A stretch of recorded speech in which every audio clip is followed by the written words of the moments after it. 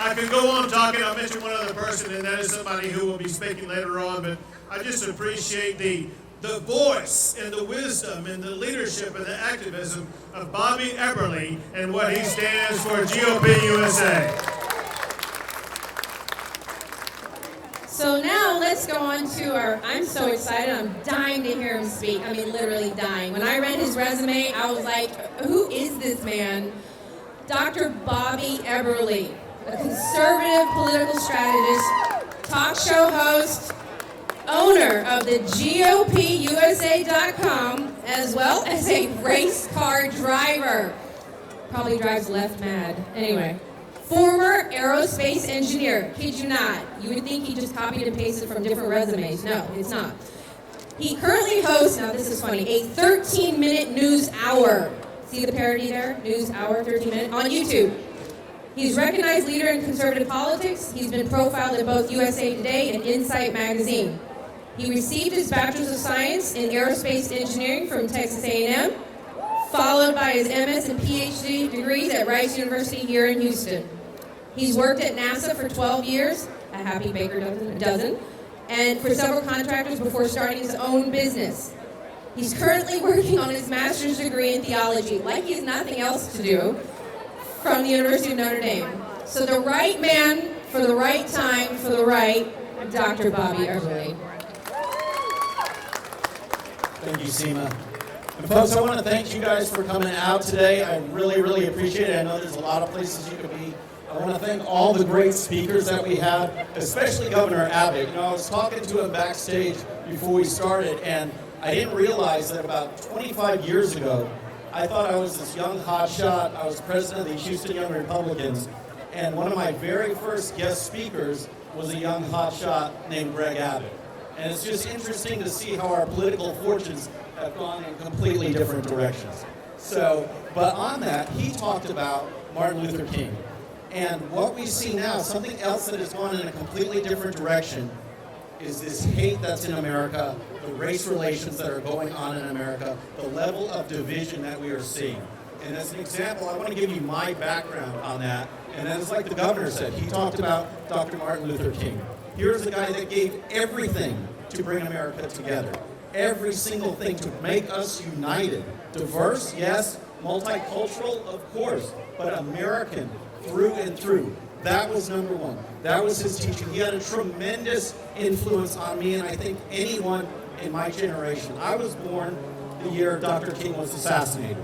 So through school, his legacy lived on, and I'm sure it came into the education that we felt in elementary school, in middle school. So what is it that I learned? What did I learn back then? I learned about the great American melting pot, where people could come from anywhere, regardless of race, regardless of religion, and be American. Experience freedom, experience liberty, and be one. He talked about judging people on the content of their character, not the color of their skin. A colorblind society, merit over entitlement. This is the things he's talked about. This is the things he preached, and this is what we learned. So what do we see today? As we're pushing for this unity, all we see is division.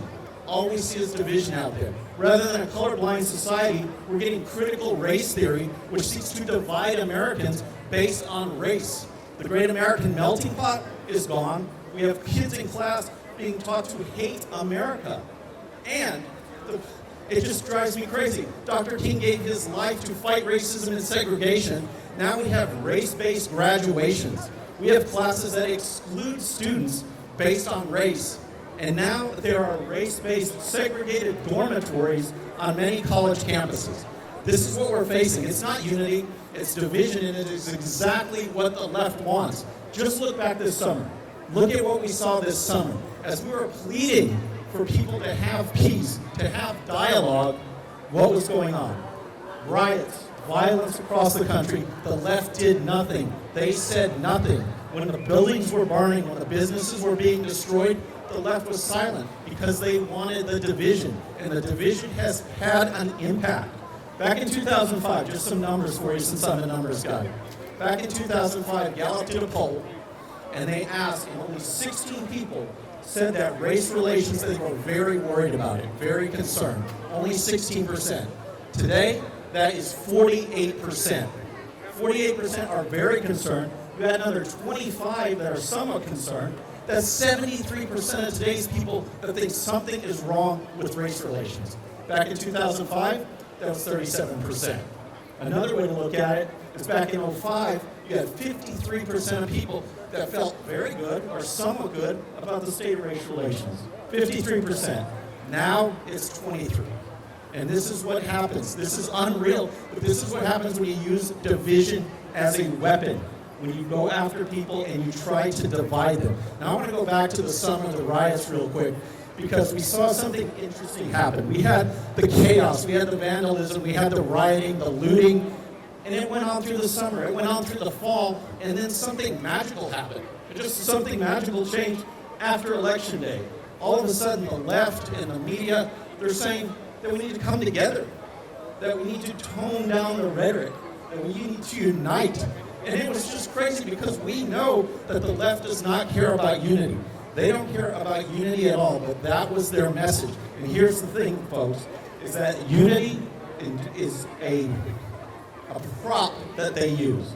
They want to push division because they know through division they have power. And when they talk about unity, here's the thing we have to keep in mind. What they really mean is to keep quiet, fall in line, and don't make waves. That's what they're talking about. And this is what we have to be on guard when we see people pushing unity, but then dividing people all in the name of unity and expecting us to be quiet. We have to stand up, we have to take charge and say we're not going to be quiet anymore. This is the time to speak out. This is the time to get something done. There's a perfect example, and I'm going to go back to Martin Luther King again. Just tell the story real quick before I wrap up. It's April 1963. Birmingham, Alabama. All right, we are in the full civil rights movement. Dr. King goes down to Birmingham, Alabama. He's arrested, and this is the time, April 1963, when he writes his famous letter from a Birmingham jail. Now, I don't know if you read it, but his audience for that, does anyone know the audience of this letter? Because was he writing to the people that were promoting segregation and racism? No. Was he writing to the police who arrested him? No. He was writing in response to an article published just a few days later in a newspaper by 8 ministers. 8 ministers that spanned Jewish, Episcopal, Presbyterian, Baptist, Catholic, you name it. And what were they telling him? They were telling him to keep quiet, fall in line, and don't make waves. That's what they were saying. And the title of this article in the newspaper was a call to unity. It just echoes what we're seeing today, people that say they want unity but are preaching division. Now, MLK was having nothing of this because you can't have unity when you're going up against people that spread division in the name of unity. You can't have peace if there's people trying to divide the country. The only way we can have true peace is to see the goodness in every person, regardless of race or gender or ethnicity or religion. That's what we need to do. So, as we work to bring people together, as we work to be united, as we work to fulfill Martin Luther King's dream, let's just remember what the left really wants.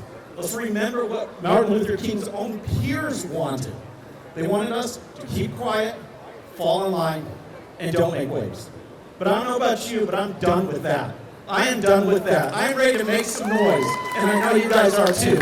I know you're not ready to just fall in line, so let's make some waves, folks. Let's get out there, let's do everything. Thank you very much. I appreciate everything you do. Thank you, Dr. Eberle, a man of many, many talents.